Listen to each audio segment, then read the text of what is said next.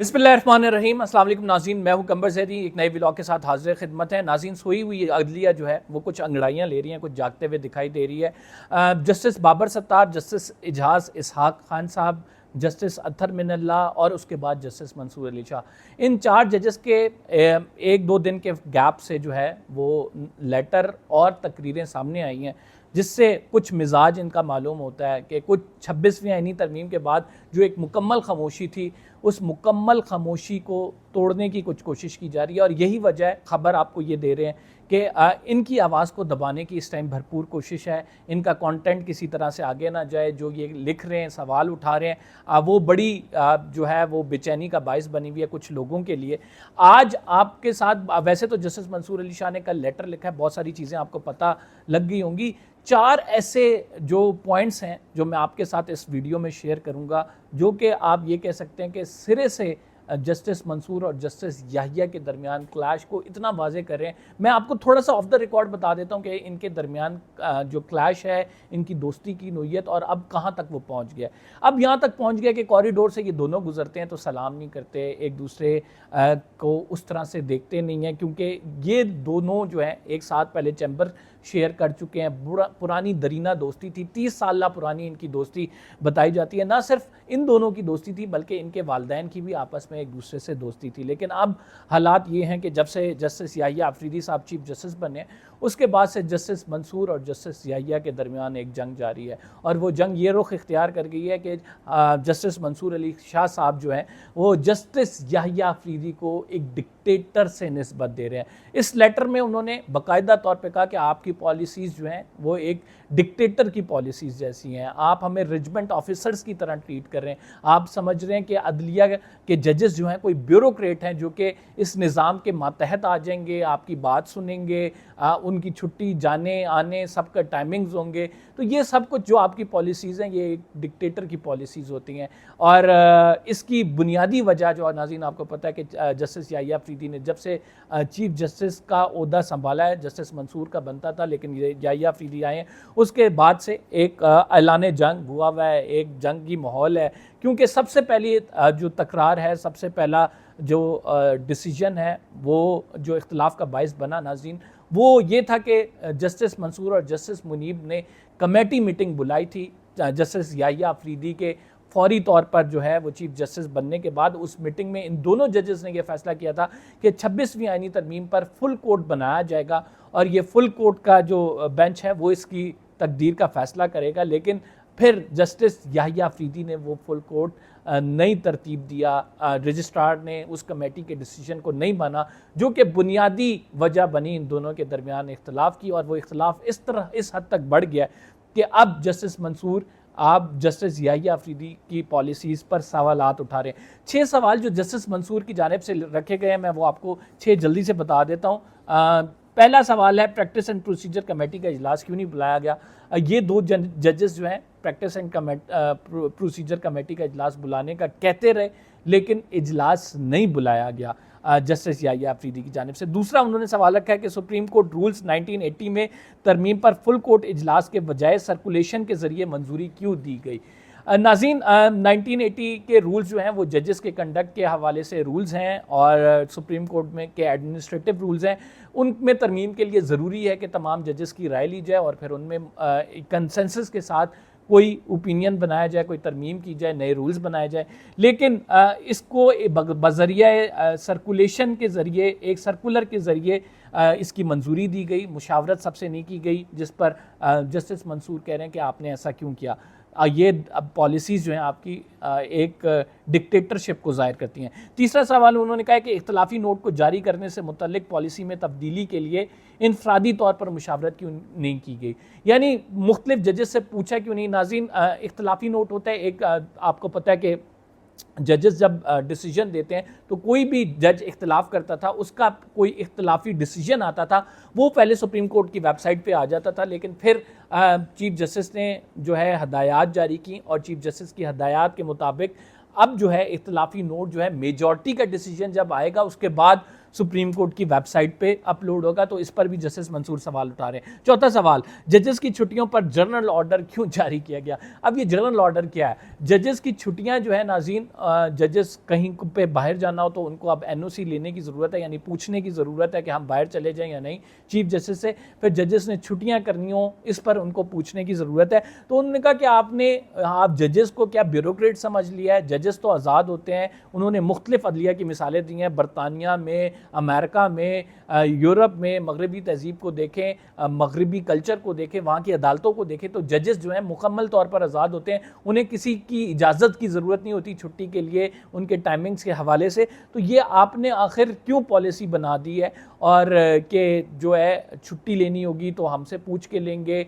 आप क्या जजेस को ब्यूरोक्रेट्स की तरह बनाना चाहते हैं? आप उनको आज़ादी के बजाय जो है अदलिया का आज़ाद तसव्वुर को ही ख़त्म करना चाहते हैं? आप चाहते हैं कि वो मातहत हो जाएं आपकी बात माने? तो फिर तो आप तो डिक्टेटर हुए कि आप जो डिक्टेटरशिप के ख़िलाफ़ फ़ैसले देते थे, आप जो मुल्क में जमहूरियत की बात करते थे, आपकी तो अपनी पॉलिसीज़ जो हैं वो ऐसी डिक्टेटोरियल पॉलिसीज़ हैं जिसकी वजह से जो है वो अदलिया का पूरा निज़ाम मुतासर हो रहा है। लेकिन उस टाइम जजेस की तादाद जो है वो आपको पता है कि वो जजेस जो कि राय रखते थे कि 26वीं आईनी तरमीम को नहीं होना चाहिए, उनकी ज़्यादा थी। फिर सुप्रीम कोर्ट ऑफ पाकिस्तान में नए जजेस भर्ती किए गए, और उन नए जजेस की अब कारकर्दगी क्या है? जस्टिस मंसूर अपने लेटर में ये वाजे करते हैं कि नए जजेस के आने के बावजूद 57,455 केसेस अभी भी सुप्रीम कोर्ट ऑफ पाकिस्तान में पेंडिंग है। जबकि उन्होंने अकेले ने, वो अपने लिखते हैं कि मैंने अकेले ने 3,956 केसेस और 35 रिपोर्टेड जजमेंट दी हैं।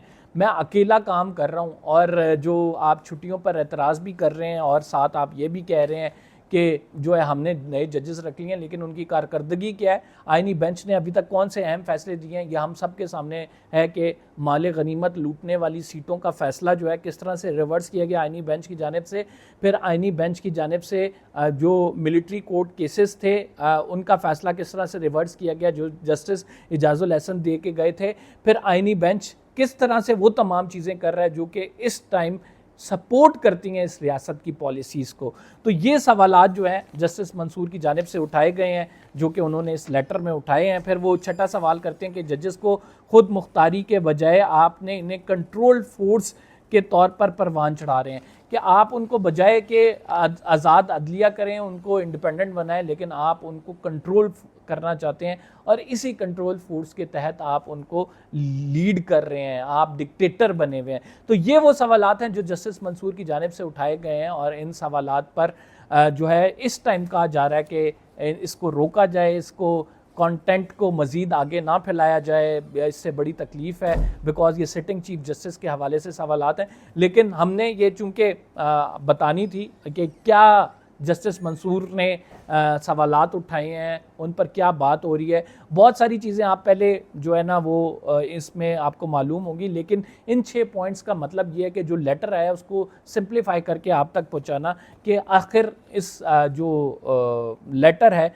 इसकी वजह से इतनी तकलीफ़ क्यों फैल रही है, इतनी बेचैनी क्यों है उन हलकों में जो इस टाइम नहीं चाहते कि ये लेटर जो है आगे सर्कुलेट हो। नाज़रीन, एक और स्कैंडल जो है अब मंजर आम पर आने वाला है, वो चीनी का स्कैंडल है। मार्केट से इस टाइम चीनी गायब है, 200 रुपए किलो तक चीनी पहुंच गई है। 132 से लेकर 172 की जो है रकम तक चीनी पहुंची विद इन 6 मंथ्स, और फिर हम देख रहे हैं कि 2 महीने के अंदर 172 से 200 रुपए तक पहुंच गई। और पिछली दफ़ा जब ये शुगर स्कैंडल सामने आया था, 300 बिलियन नाज़रीन मिल ओनर्स ने बनाई थी, जिसमें शरीफ ख़ानदान की भी शुगर मिल्स हैं, रमज़ान शुगर मिल है और दीगर 3 से 4 शुगर मिल्स हैं।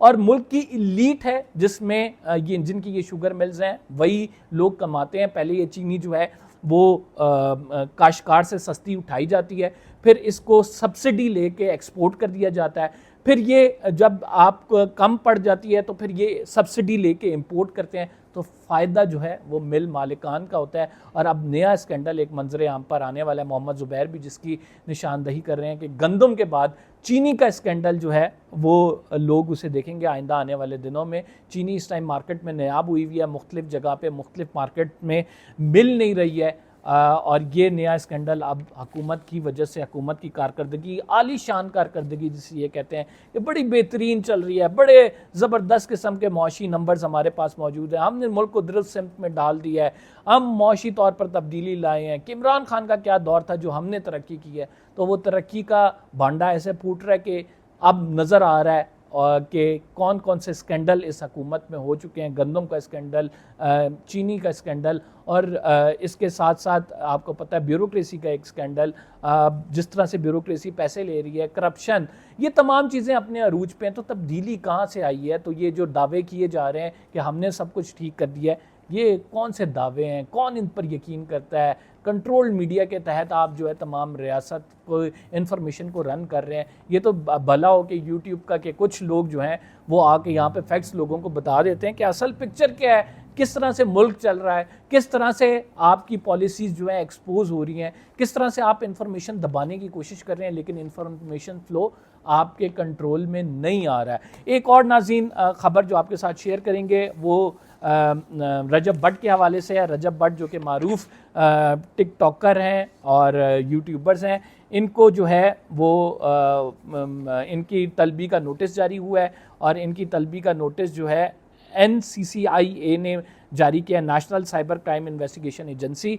रजब भट्ट को 9 सितंबर को तलब किया गया है। इन पर ये इल्ज़ाम है कि जुए और ऑनलाइन ट्रेडिंग की ऐप्स की तशहीर इन्होंने की है। जो डकी भाई पर इल्ज़ाम था वही इन पर इल्ज़ाम है। इन्होंने अपने वकील मियाँ अली अशफाक को किया है और NCCA के डायरेक्टर शुएब रियाज के सामने पेश होकर ये जो अपना मौक़ा पेश करेंगे। नोटिस में ये भी कहा गया है कि अगर आप नहीं आए तो ये समझा जाएगा कि आप पर लगाया जाने वाला इल्ज़ाम दुरुस्त है। डकी भाई इसके बाद जो है रजब भट्ट ये इस टाइम हुकूमत की हिट लिस्ट पर हैं और वो इस वजह से भी हैं कि ये लोग जो गैम्बलिंग की ऐप्स हैं इनको प्रमोट कर रहे थे। इसके साथ मज़ीद टिकटॉकर्स भी इस लिस्ट में आने वाले हैं। फ़िलहाल के लिए नाज़रीन ये खबरें, अगर आपने चैनल को सब्सक्राइब नहीं किया तो सब्सक्राइब ज़रूर कर लें, बेल का आइकन ज़रूर दबाएं। अगले व्लॉग में कंबर ज़ेरी नई स्टोरी के साथ हाज़िर खिदमत होगा। अल्लाह ने के बाद।